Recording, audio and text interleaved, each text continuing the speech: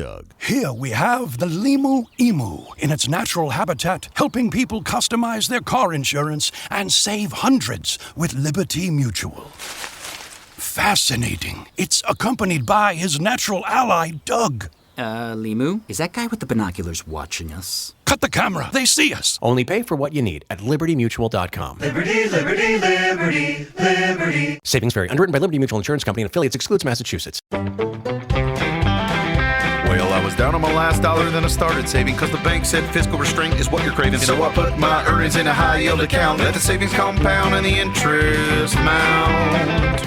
I'm optimizing cash flow, putting debt in check now. Time is my friend and not a pain in the neck. And we've got a little cash to rebuild the old debt. Boring money moves make kind of lame songs, but they sound pretty sweet to your wallet. PNC Bank. Brilliantly boring since 1865.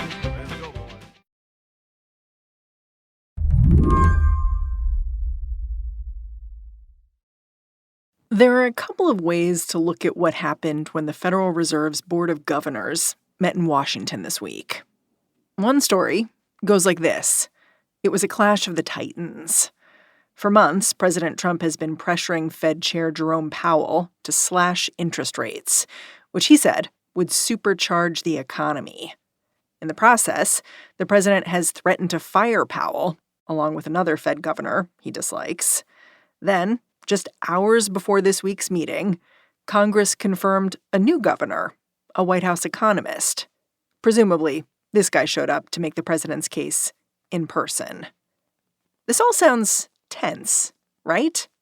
But economist Justin Wolfers, he sees this meeting differently. It was relentlessly dull, uninteresting. There's not much to talk about. Everyone thought there'd be a 25 basis point cut. They cut by that. They did what they said they were going to do. They did what economists thought they should do. Gosh, I love boring. For months, the president has been hammering the Fed to lower interest rates. And at this meeting, he got his wish. No. So this is not a win for Donald Trump? No. Why? Okay. Sorry. I got excited. Justin says the Federal Reserve is simply responding to the world around it. After all, the president wanted a much deeper cut, and the economy is not looking so hot. If you closely examine a statement the Fed governors released after they met, you'll see. The first paragraph tells you what's going on with the economy. This was the most revisions we've seen to the first paragraph in a long time. They were cautiously optimistic last time the Fed met. Now they're cautiously pessimistic. They see unemployment rising, they see job growth falling, and they see inflation rising. When you have those two ingredients, economic stagnation and high and rising inflation, stagflation is a new word, stagflation. This was the Fed announcing it's here. The stagflation's in the room. Stagflation? It's one of those words that strikes terror in economists' hearts. It means Trump's own policies on tariffs, on immigration, have weakened the economy enough that an interest rate cut was unavoidable. But there's one more thing. Will what the Fed did today fix the economy? No. Wow, you're really getting the nose out of me today. Because the US economy is so big, a quarter of a percentage point never makes a difference. Today on the show, why, no matter what Trump says, the Fed may not be able to save the American economy. I'm Mary Harris. You're listening to What Next? Stick around.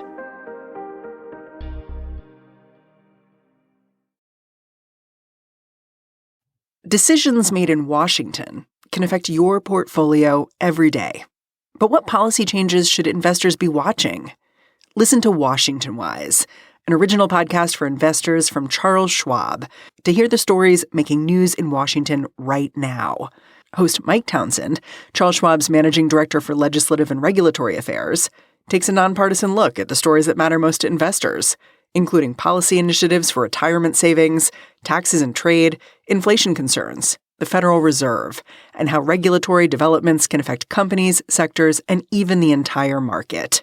Mike and his guests offer their perspective on how policy changes could affect what you do with your portfolio. Download the latest episode and follow at schwab.com/WashingtonWise, or wherever you listen. This episode is brought to you by Saks Fifth Avenue. With the weather getting cooler, if you're like me, you're looking around for a couple of new items for your wardrobe, like a new sweater, some cute new kicks. And Saks Fifth Avenue makes it easy to get creative with your personal style and find the best arrivals for fall. I went over to Saks.com to check out what they've got on tap, and I gotta say, what I love about clicking around their website is that every piece looks special, one of a kind, as if you'd walk into the office or a party and instantly grab everyone's attention. All the big brands are there, stuff like Alice and Olivia, you know, the young and trendy stuff. I love that I can see the care in every piece Saks has chosen for their fall collections. Each dress or pant or shoe feels a little bit elevated. So if you want shopping to be fun and easy, head over to Saks Fifth Avenue for inspiring ways to elevate your personal style every day.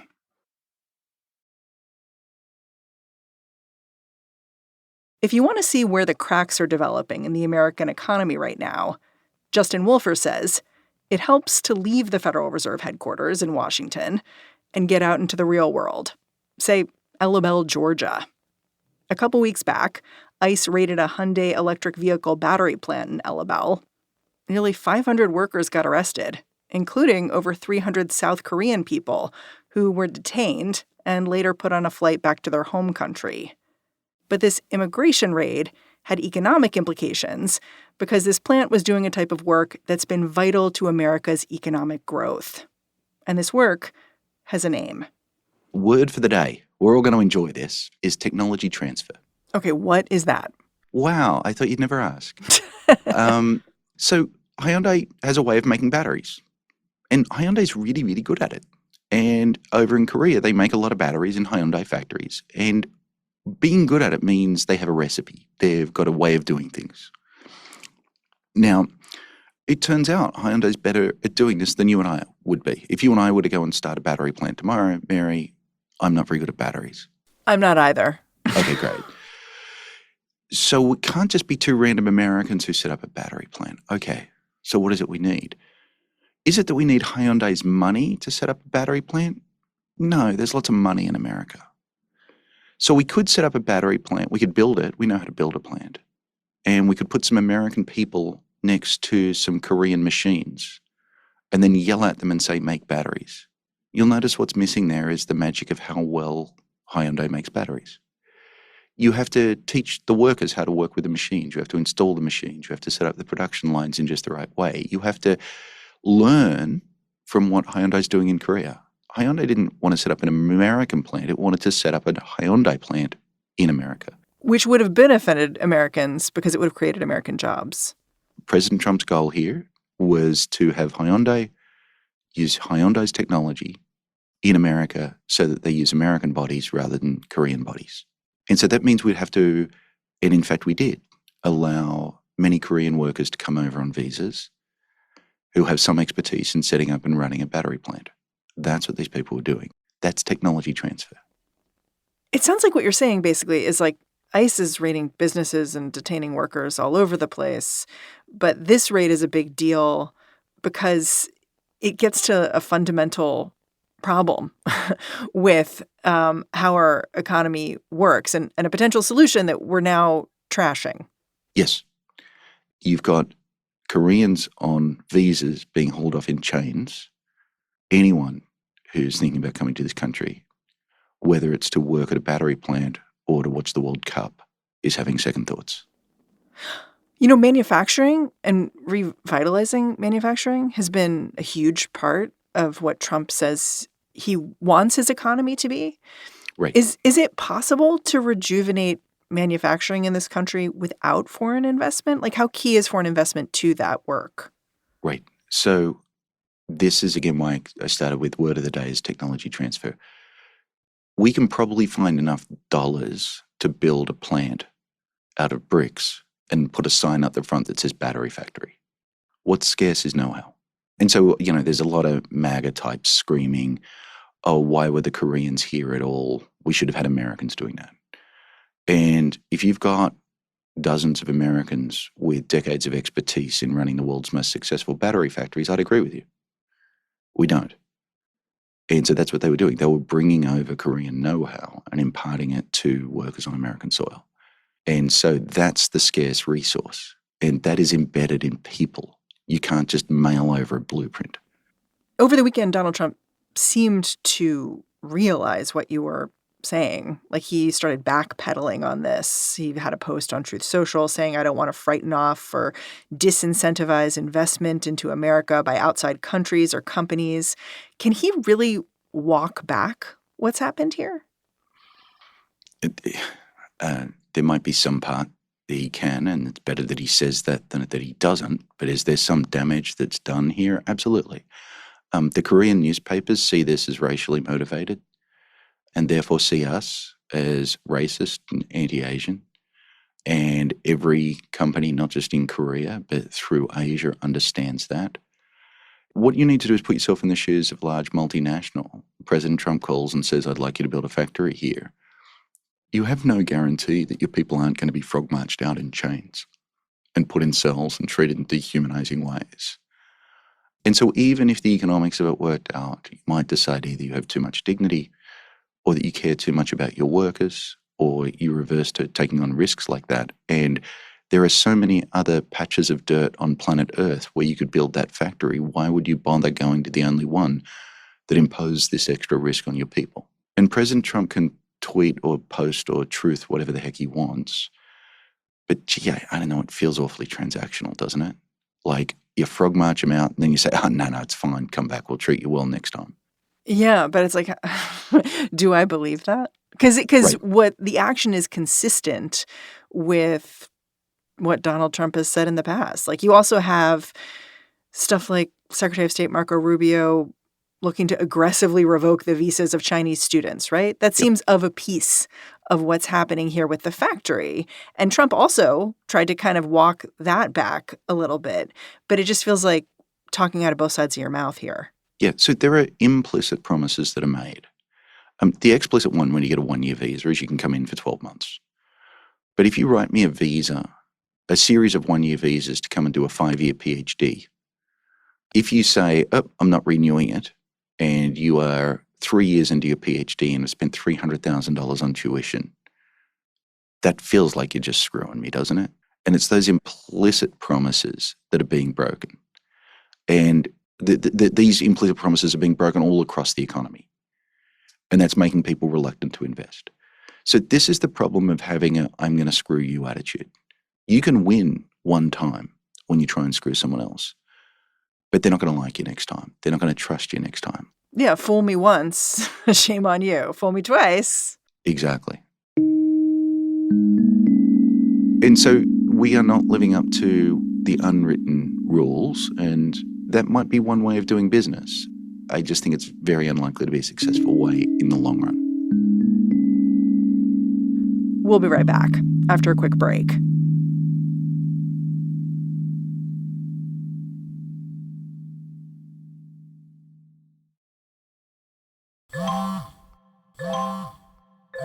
When did making plans get this complicated?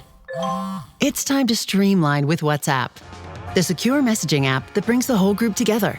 Use polls to settle dinner plans. Send event invites and pin messages so no one forgets Mom's 60th. And never miss a meme or milestone.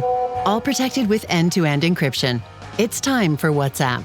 Message privately with everyone. Learn more at whatsapp.com. This episode is brought to you by LifeLock.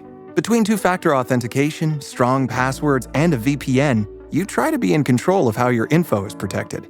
But many other places also have it, and they might not be as careful.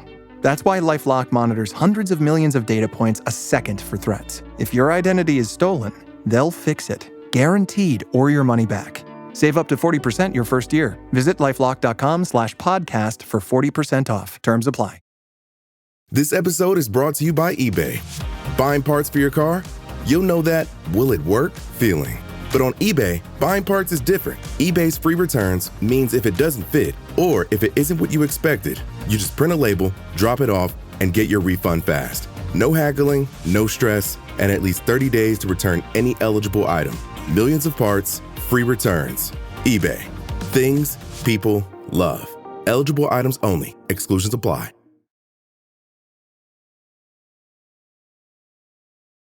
Okay, so we've laid out government attacks on foreign people and how those are working, especially in the economic sphere. But then there have also been these attacks on foreign goods, by which I mean tariffs. I mean, we're beginning to see the promised tariffs activate. And I think we're starting to see the fallout. Like, groceries are much more expensive right now, right? So prices are going up. Now, Mary, I don't want to overstate it. I am an economist. I don't like tariffs. I stare at the data looking for the effects of tariffs. I can kind of find them. The more important thing you said is actually the tariffs have only been in effect since August. We don't even have August data yet. Well, we've got a bit of August data. And already there's the chance that the tariffs are ruled unconstitutional within a couple of weeks. So when people keep saying, why haven't we seen the worst impacts of the Trump tariff agenda? It's because the Trump tariff agenda was on April 2nd, off by April 9th, back off again, back on again, back off again, on again. And now the president has finally settled on a tariff program. He still kept tweaking it. And we face a federal appeals court that has ruled it illegal. And it's all going ahead in front of the Supremes in just a month or so. So 10 years after walking down the golden escalator, he still hasn't figured out whether the most important economic policy in his program is constitutional. Yeah. And then there's something called the de minimis rule, which is having this impact on people who are bringing in goods themselves, like they're getting huge shipping bills. What's happening with that? Okay. So when a company brings in a crate of T-shirts, it's a company, it's bringing an American company bringing in a crate of T-shirts, it has to pay the tariff to get them out of customs. Now, if my mum wanted to send me one T-shirt from Australia, they'd just be like, what's the point? And so they would let that go through. And in fact, you're allowed to send up to $800 worth of goods across the border. And it was basically so people like my mum could send things around the world. That seems like a fairly smart thing to do. You don't want paperwork destroying everything. What subsequently happened was we had the rise of Shine and Temu and a bunch of companies which would send packages direct from China to Americans. Fast fashion. Yep. So rather than put it all in a big shipping container and declare it at the border as $10,000 worth of stuff, what they would do is put it in a bunch of FedEx envelopes, each of which was under $800. And you can see how that's no longer consistent with the original intent of the de minimis rule. And now I'm a guy who doesn't really like tariffs, so I'm okay. I'm like, oh, well, we'll just bring it in a different way. But if you're someone who wants tariffs, you would think this was a loophole and you would want to shut down that loophole. So I think I'm quite sympathetic to the idea that this de minimis exception, when it was so clearly being exploited as an end run around tariffs, is a coherent policy. What's incoherent is the way that they implemented it, which is all of a sudden with rules half written, half-assed and at the last moment. As a result, Australia Post, the Australian equivalent of the US Postal Service, will literally not send a T-shirt from Australia to America. Because the rules have been so slapdashedly applied. Yes. And so this is the incoherence and this is the incompetence. And it turns out Australia's not alone. There's at least a dozen countries. My mum can't send me a jar of Vegemite right now. That may be for the better. No, Vegemite is very good for you, Mary. Vitamin B, all that yeast extract, plus it's delicious. Okay. Getting us back on track.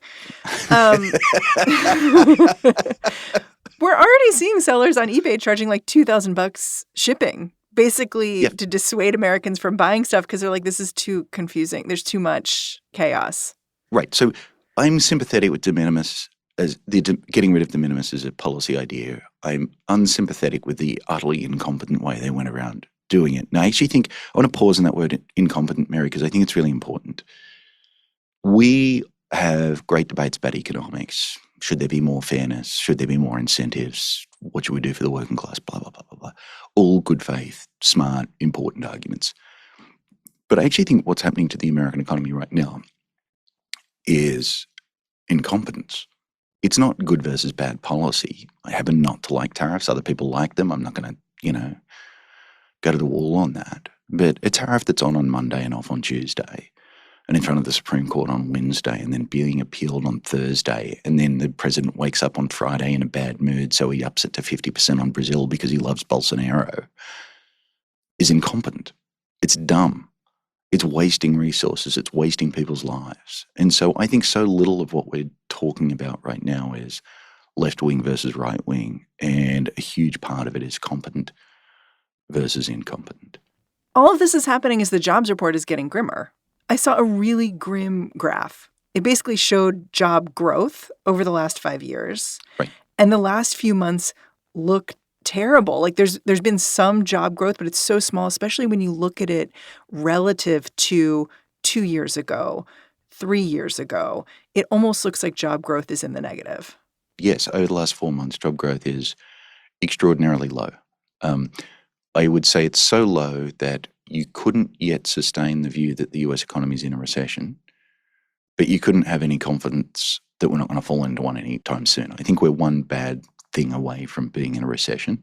And this is important because you were the guy who, like, back in January, were like, hold up, guys. I don't think, like, the economy is going to fall off the cliff. We're not going to fall into a recession. Like, you weren't convinced early into the Trump administration, but now it seems like you're if not convinced, you're looking at the data and seeing flashing warning signs. The sunny optimism with which I approach 2025 has dimmed, and I would like to think it's dimmed as a result of the data.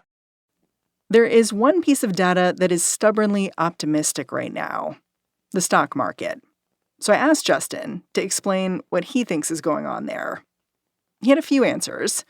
For one, the stock market seems to be doing well when analyzed in U.S. dollars, but its performance is not nearly as strong when you look at it in other currencies. He also said the stock market isn't always an accurate predictor of where the economy is headed. Finally, he said, if you look at the stock market, it only shows how things are going for a particular type of company. I think this is actually very important. The form of economic policy under the current regime is unlike that we've ever seen before. The president runs, you might think of it as a clientelist model. You might think of it as crony capitalism, which is when he wants something, he calls Tim Cook. When he wants something from Intel, he calls Intel. And so he's calling all these companies. And when they have problems with the regulatory environment, they call the White House. And as long as they hold a press conference and praise President Trump, they get what they want. So what that says is that the president is doing a lot of favors for large incumbent existing firms. And so if there's any success in that, the value of large incumbent existing firms should rise. What is the US stock market? It's large incumbent existing firms. The stocks can rise because the value of these incumbent firms rises, even as it's bad for America. Because who doesn't have a direct line to the White House? Everyone else. Right, small entrepreneurs with a brilliant idea. And they're getting killed by tariffs, but they can't get an exception. And they're getting killed by unwritten regulations. And they're getting killed by incumbents who can keep them out by using their connections at the White House. One way to think about it is Apple today, the company run by Tim Cook, spends all its time talking to the White House and is very successful. But Apple was once a baby. Apple was born out of a garage in Silicon Valley, Steve Wozniak and Steve Jobs, two young blokes with a dream. If you are two young blokes with a dream working out of a garage in Silicon Valley right now, you're getting killed. And so it's those future entrepreneurs, if you want it, the unborn companies and the unborn innovations that get hurt by this shift to client-based or crony capitalism. All this stuff you've just laid out, all of these warning signs for the economy, is any of it going to be impacted by what happened this week at the Fed? No. Look, this is why I think it's really important when we talk about economics, we distinguish big from small. The Fed's a quarter of a percentage point here and there, and as long as they're in the right ballpark, all is well. What's happening to the American economy, the shift towards crony capitalism in terms of the growing encroachment of government in private economic activity, in terms of, I'll go there, the move towards authoritarianism. These are not things that show up in next quarter's GDP, but they still really matter. There was one recent study of populists. We looked at every populist over the past century around the world. And it found that 15 years after the election of a populist, average income in a country was 10 to 15% lower. In a country like the United States, that means your children will be $15,000 a year worse off because of this president. And they'll be that for the rest of their lives, right? So that, if your children live a long and healthy life, your children will be $1 million worse off if this president follows the pattern that past populists have. So I also want to urge you, Mary, to look beyond the idea of a recession. Recessions are what the business media focuses on. We may not have one, but we could still be doing much, much, much larger, persistent damage to the American economy than any recession would do. And so don't focus just on the R word. Think harder about what's happening to the structures that have generated economic prosperity for this country. What would that look like? Like if people aren't able to see the capital R recession and name it, what would they see instead? It's the pay raise you don't get. It's the new job opportunity at the exciting new startup that's never born. I mean, you'll directly see it. There are a number of your listeners right now who spend more of their professional lives uttering the word Trump and saying, what does the leader want, rather than what would be the best thing for our company or our customers. Those are all this movement away from what has driven prosperity. Justin, I'm really grateful for your time. Thanks for coming on the show. A pleasure, Mary. Justin Wolfers is an economist and professor at the University of Michigan. And that's our show.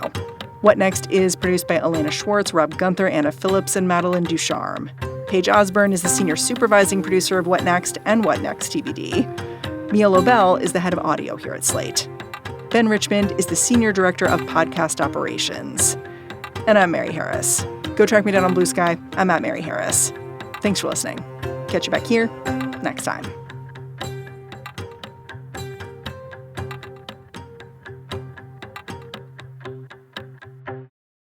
Decisions made in Washington can affect your portfolio every day. But what policy changes should investors be watching? Washington Wise is an original podcast from Charles Schwab that unpacks the stories making news in Washington right now and how they may affect your finances and portfolio. Listen at schwab.com/WashingtonWise. I'm Chris Hadfield, astronaut and citizen of planet Earth. Join me on a journey into the systems that power the world. No politics, just real conversations with real people shaping the future of energy. Listen wherever you get your podcasts.